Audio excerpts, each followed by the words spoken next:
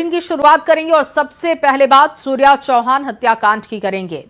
खोड़ा में सूर्या चौहान हत्याकांड में पुलिस ने मुख्य आरोपी का एनकाउंटर कर दिया। मुख्य आरोपी असद को पुलिस ने एनकाउंटर में जवाबी कार्रवाई करते हुए ढेर कर दिया है।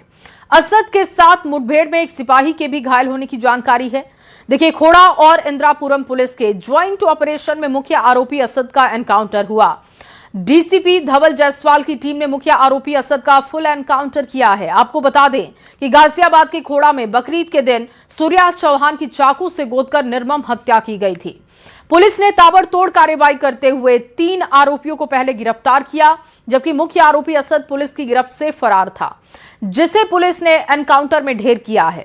खोड़ा में वसुंधरा तक फैली इस कहानी में दोस्ती, विश्वासघात, हत्या, फरारी और आखिरकार एनकाउंटर सब कुछ है। देखिए सूर्या के गुनाहगार के अंत की पूरी कहानी।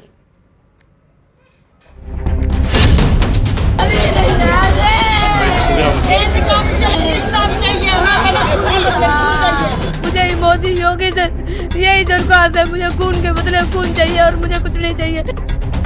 फरार आरोपी असद को अल सुबह मुठभेड़ के बाद ढेर कर दिया है।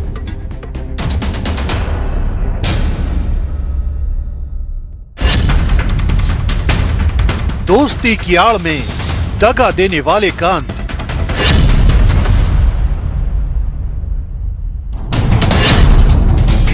गाजियाबाद के वसुंधरा में असद का एनकाउंटर। जहां किया मर्डर, वहीं पुलिस के हाथों मारा गया असद। सूर्या के गुनहगार के एनकाउंटर की पूरी कहानी। 28 मई को खोड़ा की गलियों में शुरू हुई एक दुश्मनी ने पूरे गाजियाबाद को झकझोर दिया। दिन दहाड़े 17 साल के सूर्या चौहान पर चाकू से हमला किया गया। गंभीर रूप से घायल सूर्या को अस्पताल ले जाया गया, लेकिन इलाज के दौरान उसकी मौत हो गई। मौत की खबर फैलते ही इलाके में गुस्सा फूट पड़ा। परिवार ने आरोप लगाया कि जिस लड़के को उनका बेटा दोस्त मानता था, उसी ने उसे मौत के घाट उतार दिया। सड़कों पर प्रदर्शन शुरू हो गए। लोगों ने आरोपियों की गिरफ्तारी और कड़ी कार्रवाई की मांग उठाई। पुलिस ने तत्काल मुकदमा दर्ज किया और कई आरोपियों को हिरासत में लिया, लेकिन मुख्य आरोपी असद फरार था। उसके खिलाफ 50,000 रुपए का इनाम घोषित किया गया। इसी के साथ शुरू हुई एक ऐसी तलाश जिसने अगले कुछ घंटों में गाजियाबाद की सबसे बड़ी पुलिस कार्रवाई का रूप ले लिया और आखिरकार गाजियाबाद के ही वसुंधरा इलाके में असद को मुठभेड़ के दौरान ढेर कर दिया गया।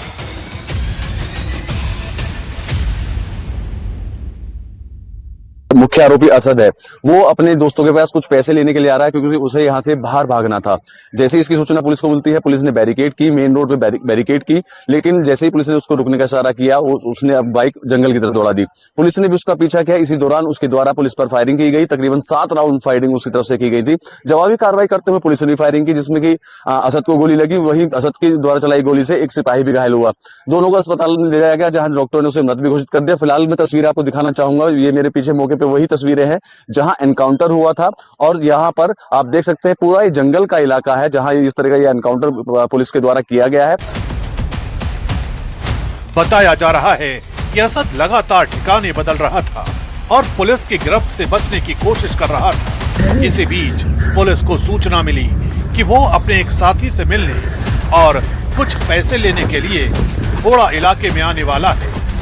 इनपुट मिलते ही खोड़ा और इंदिरापुरम पुलिस ने जॉइंट ऑपरेशन शुरू कर दिया।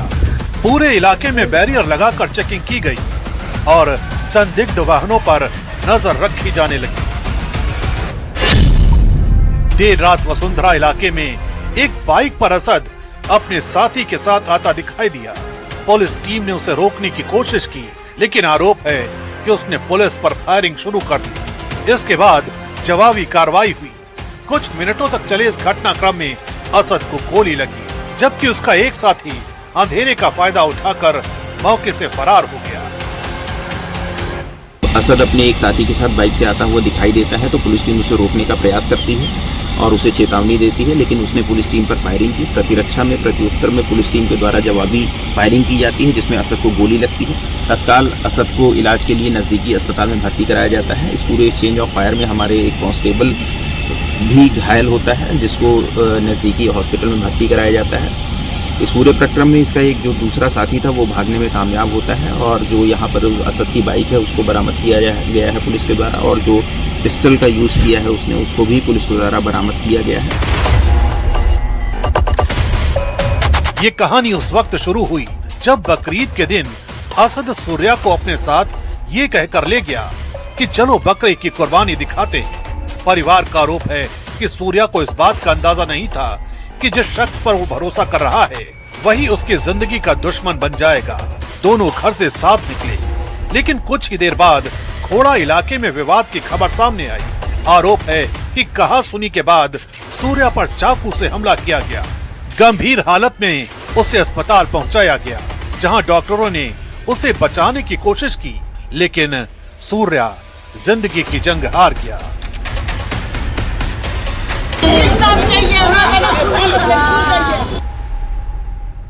हमें खुशी है जो जैसे उन लोगों ने हमारे बच्चे को ढेर किया है, धोखे से बुला के, और पुलिस ने हमारा सहयोग दिया। पुलिस के लिए हम धन्यवाद है। पर मुझे एक उसकी फोटो दिखा दें। दोस्ती में विश्वासघात की इस कहानी का पुलिस ने अपने तरीके से अंत कर दिया है। पुलिस का संदेश साफ है, गंभीर अपराध करने वाले और कानून से भागने की कोशिश करने वाले आरोपियों के खिलाफ कार्रवाई जारी रहेगी। लेकिन इस पूरे मामले ने कई सवाल भी छोड़ दिए हैं। एक दोस्त दूसरे दोस्त का दुश्मन कैसे बन गया? एक मामूली विवाद इतनी बड़ी वारदात तक कैसे पहुंच गया? और आखिर क्यों एक 17 साल के लड़के की जिंदगी बीच रास्ते में ही खत्म हो गई? फिलहाल परिवार इसे इंसाफ की दिशा में पहला कदम मान रहा है। मुख्य आरोपी असद ढेर हो चुका है, लेकिन सूर्या की मौत का दर्द उसके परिवार के साथ हमेशा रहेगा। गाजियाबाद के लोगों के लिए भी ये मामला सिर्फ एक हत्या का नहीं, बल्कि भरोसे के टूटने और दोस्ती के नाम पर हुए सबसे बड़े विश्वासघात की कहानी बन चुका है।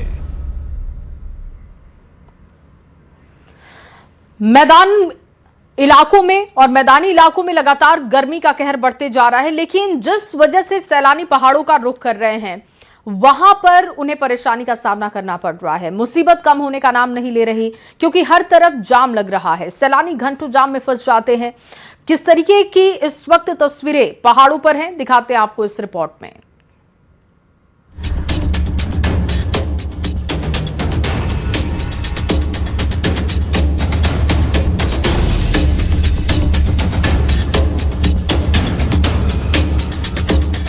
देश के अधिकतर राज्यों में भयंकर गर्मी पड़ रही है। सूरज आग बरसा रहा है। लू के थपेड़े और लगातार बढ़ता तापमान लोगों के लिए मुश्किल बना हुआ है। ऐसे में बड़ी संख्या में पर्यटक पहाड़ों का रुख कर रहे हैं, ताकि तपती गर्मी से कुछ सुकून मिल सके।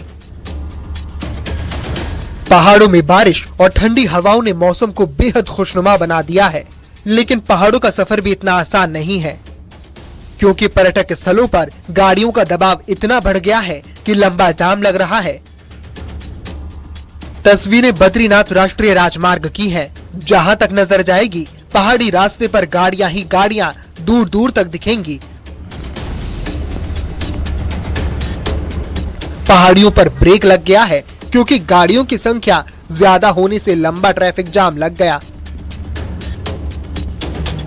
कई किलोमीटर तक गाड़ियां रेंगती नजर आ रही हैं। श्रद्धालु घंटों तक सड़क पर फंसे रहने को मजबूर हैं। हाथी पर्वत, बलदूणा पुल, विष्णुप्रयाग और जोशीमठ क्षेत्र में जाम का असर सबसे ज्यादा देखने को मिल रहा है। सड़क के दोनों ओर वाहनों की लंबी कतारें लगी हैं। हालांकि पुलिस और प्रशासन लगातार ट्रैफिक व्यवस्था को सुचारू बनाने में जुटा हुआ है, लेकिन भारी भीड़ के चलते चुनौती कम होने का नाम नहीं ले रही। एक तरफ मैदानी इलाकों की झुलसाती गर्मी से बचने के लिए लोग पहाड़ों में सुकून तलाश रहे हैं, लेकिन वहां सफर अब इनका इम्तिहान ले रहा है। लोग घंटों तक ट्रैफिक में फंसने को मजबूर हैं। 4 धाम की यात्रा भी चल रही है। ऐसे में सैलानियों का सफर मुश्किल जरूर हो गया है। स्थानीय लोगों की दिक्कतें भी बढ़ गई हैं, वहीं पुलिस और प्रशासन की चुनौती भी बढ़ गई है। पुलिस प्रशासन जाम को खुलवाने की कोशिश में जुटा हुआ है। चमोली से नितिन सेमवाल के साथ bureau report, news 18 UP Uttarakhand.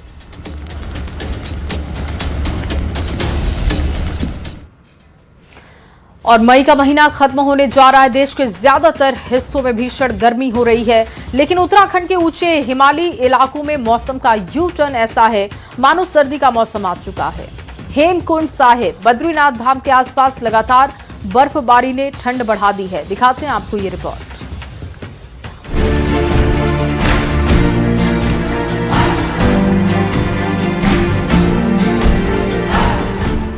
गर्मी के मौसम में ऊंचे ऊंचे पहाड़ बर्फ से सफेद हैं। ऐसा लग ही नहीं रहा कि मई का महीना चल रहा है।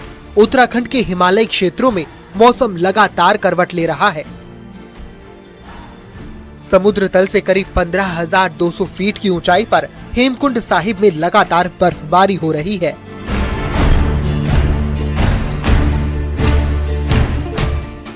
तापमान शून्य से नीचे पहुंच चुका है और हर तरफ कड़ाके की ठंड पड़ रही है।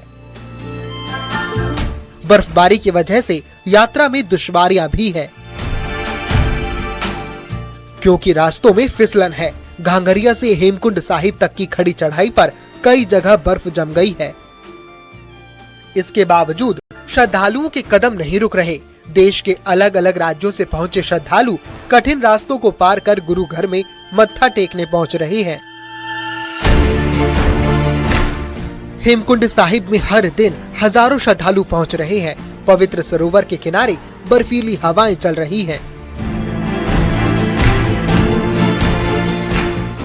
लेकिन श्रद्धालु पूरे उत्साह के साथ दर्शन और अरदास कर रहे हैं। यात्रियों की सुरक्षा को देखते हुए एसडीआरएफ और पुलिस की टीमें यात्रा मार्ग पर तैनात हैं। जवान श्रद्धालुओं को सहारा देकर सुरक्षित रास्ता पार करा रहे हैं। दिल्ली से ट्रैफिक से निकलते हुए अब दोबारा ट्रैफिक में फंसे, पर दिल्ली का ट्रैफिक 50 डिग्री का था। यहाँ पे आज हम 12-13 डिग्री में मजे ले रहे हैं। मजे क्या, नाम बाड़ी जपते हुए, संगत की सेवा करते हुए, लंगर बनाते हुए और आनंद लेते हुए इस मजे का, पहाड़ों का, वाइब्स का, बादलों का जो मजा आ रहा है, ये इसको मतलब वर्ड्स में तो बयान किया नहीं जा सकता, बट बहुत मजा आ रहा है। बद्रीनाथ धाम में भी मौसम का मिजाज बदला हुआ है। नर नारायण और नीलकंठ पर्वत की चोटियों पर ताजा बर्फबारी के बाद नजारे बेहद खूबसूरत हो गए हैं। हालांकि बारिश और ठंड के चलते यात्रा मार्गों पर ट्रैफिक दबाव भी बढ़ा है, लेकिन श्रद्धालुओं के उत्साह में कोई कमी नहीं दिख रही। एक ओर मैदानी इलाकों में पारा 45 डिग्री के पार पहुंच रहा है, तो दूसरी ओर बर्फबारी हिमालय की वादियों को फिर से सर्दियों का एहसास करा रही है। चमोली से नितिन सेमवाल के साथ bureau report, news 18 UP Uttarakhand. और वहीं खराब मौसम की वजह से रोकी गई है केदारनाथ यात्रा। इस वक्त की एक बड़ी जानकारी आपके सामने रख रहे हैं। यात्रियों को ऋषिकेश, श्रीनगर में रुकने के निर्देश हैं। मौसम ठीक होने के बाद फिर से ये यात्रा बहाल होगी। गढ़वाल कमिश्नर आनंद स्वरूप का बयान भी इसको लेकर सामने आया है। सुरक्षा के मद्देनजर अस्थायी तौर पर रोकी गई है ये यात्रा। श्रीनगर, ऋषिकेश में भी यात्रियों का हॉल्ट है। और आपको बता दें कि भारी बारिश को लेकर ऑरेंज अलर्ट जारी किया गया है। मौसम जैसे ही सामान्य होगा एक बार फिर से यात्रा बहाल होगी। फिलहाल यात्रा को रोक दिया गया है बीच के पड़ाव में, और कमिश्नर की तरफ से ये जानकारी दी गई है कि जैसे ही मौसम सामान्य होगा वापस से यात्रा शुरू की जाएगी। और धर्मांतरण का वो खेल जिसमें बीवी ने शौहर पर लगाए हैं संगीन इल्जाम। मजहबी साजिश और देश से नफरत करने की सुनाई है हैरान करने वाली कहानी। आपको ये रिपोर्ट दिखाते हैं। बीवी से मजहबी हरकत, फरेब का फंदा, शौहर गंदा, देश से नफरत। कलमा पढ़ो, रोजा रखो। शौहर की 3rd डिग्री, धर्मांतरण का खेल। मजहबी साजिश, फरेब का फंदा, देश से नफरत, शौहर गंदा। कटघरे में रिश्ते, संगीन इल्जाम। मेरी जान को खतरा है।